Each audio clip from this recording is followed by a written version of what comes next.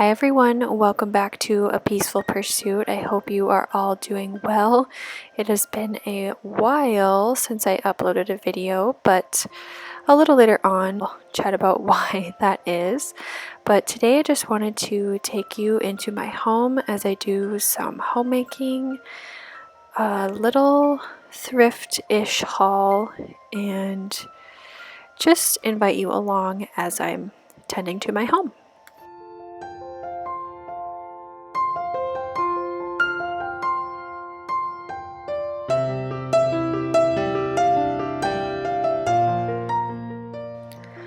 So I am back on my sauerkraut kick. I have been craving this stuff and I took a little break from making it and now I'm back at it. So I am making it about once a week. I'm really the only one that likes it. My son used to like it when he was younger and then currently he doesn't care for it. So I'm hoping that he will eventually because I don't know, I think it's so tasty and it's so easy. So I do have a recipe for it down below. It's the easiest thing in the world. I honestly don't follow any special instructions. I'm sure there's very technical ways of doing it, but I don't follow any of the technical instructions. So I will have that recipe linked down below for you. If you are interested in getting into ferments, this is one of the easiest things I think to ferment. It's the thing that I started with, although I did ferment some carrots about a week ago and that was super easy too. So I should do a recipe on that. That was really simple, but this is a great one if you're just wanting to kind of dabble in it a little bit.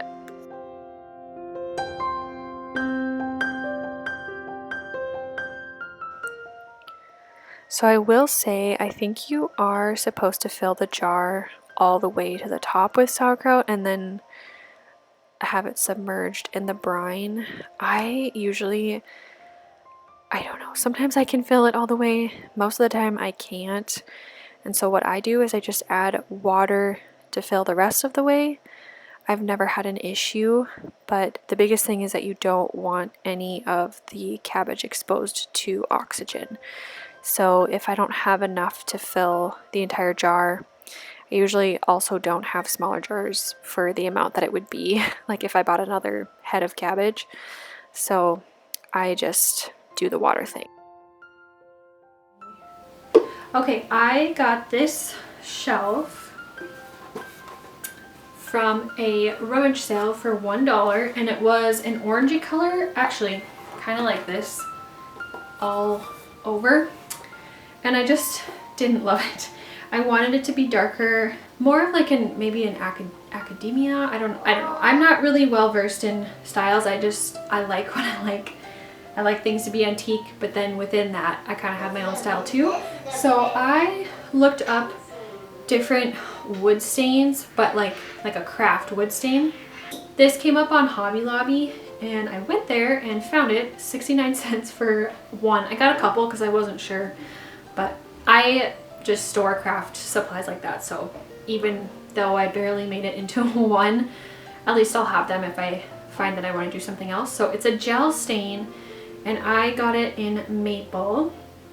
The only thing is, so I did it outside and that may have contributed, I'm not sure, but it felt sticky after I did a couple of coats, even when it was dry. It had been drying for 24 hours and yeah, still felt sticky. So I ended up putting some matte Mod Podge over it and that helped. Now it feels smooth, not like sticky to the touch, which isn't a huge deal because I'm just gonna hang it up anyway, but I don't know. It's just a little unsettling feeling when you're grabbing a shelf and it feels sticky. So turned out like this, really cute.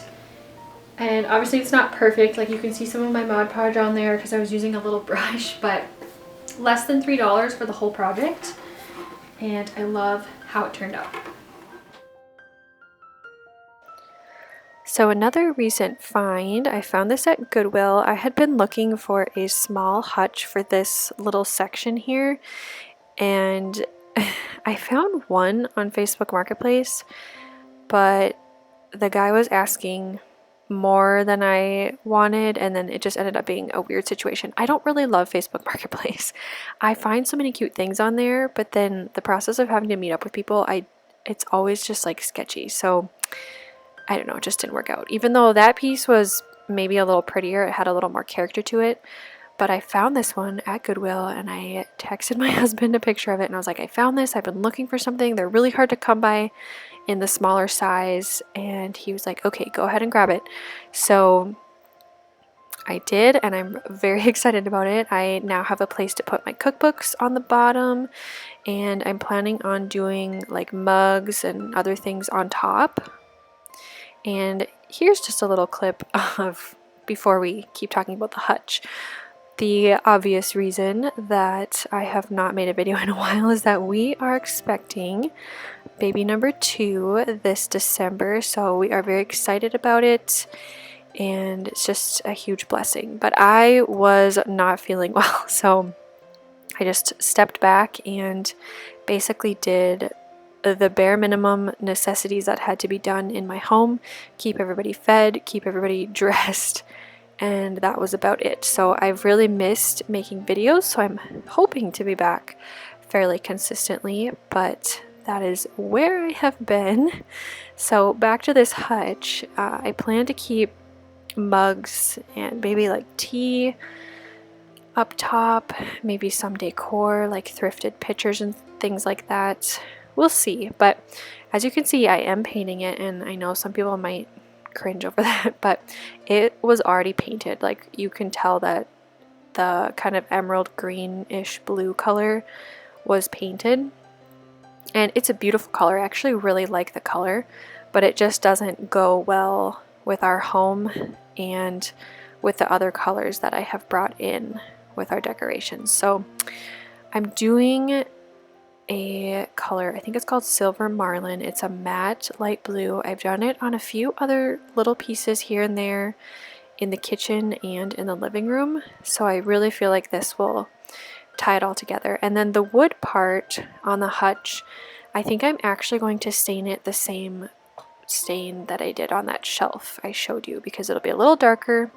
I think it'll be a really nice contrast with the light blue. So one thing I've learned in homemaking and really had to accept, and I finally feel like I'm at a place where I truly do accept it. I still have to remind myself, but it takes me like 2 seconds to be like, oh yeah, this is how it is. It's fine. Just move on. Homemaking is so, it can be so repetitive, and it's just perpetual. So it's tricky because there are things that need to be done every day, and you kind of have to discipline yourself to do those things. But once they're done, you have so much free space and time to pursue things that are of interest to you. And so that's what I love about it.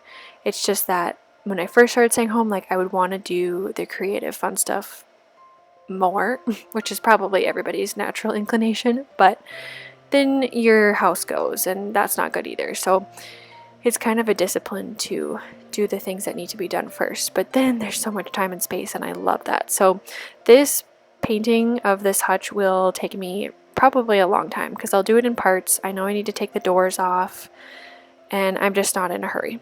So it'll get done when it gets done. When I have time, I will do it, and I will enjoy it. But I want to make sure that I'm keeping up on my other duties first and foremost. So that is it for today's video. I hope that you enjoyed it and got some inspiration. And if you're new here, make sure you hit that subscribe button, and I will see you in my next one.